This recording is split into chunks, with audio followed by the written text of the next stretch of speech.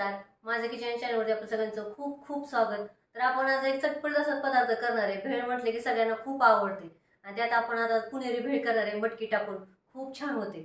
चला तर मग आपण सुरुवात करूया। तर कढईमध्ये आपण 2 ग्लास पाणी टाकलेलं आहे, ज्यात आपण पाऊण वाटी मटकी घेतलेली मूड आलेली।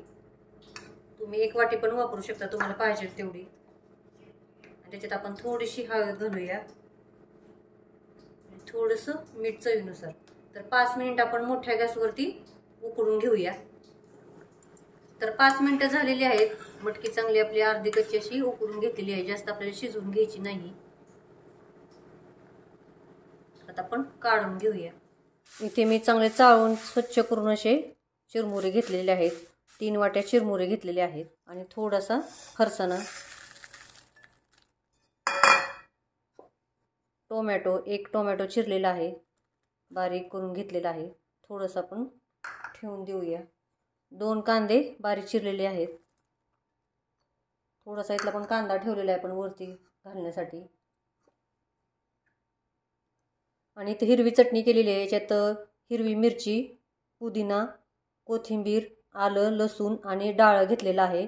तर त्याची मिक्सरमधून चांगली भरड घेतलेली आहे।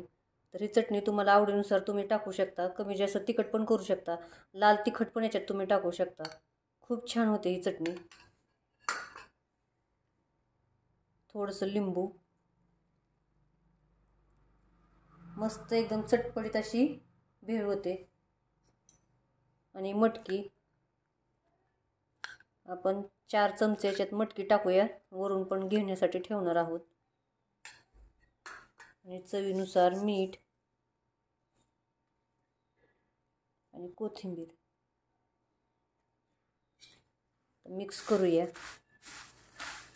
तुम्ही याच्यात काकडी, कैरी पण घालू शकता। तर आपली छान अशी पुणेरी मटकी भेळ तयार झाली, तुम्ही बघू शकता। ह्याच्यावरती थोडीशी आपण खाताना मटकी घेऊया।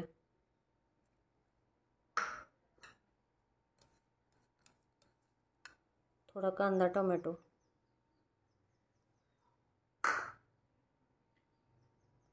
कोथिंबीर। चटकदार अशी पुणेरी मटकी भेळ तयार झाली, तुम्ही बघू शकता, मस्त एकदम। तर चॅनलला सबस्क्राईब करा, लाईक करा, शेअर करा आणि कमेंटमध्ये मला नक्की सांगा कशी झाली ती। थँक्यू।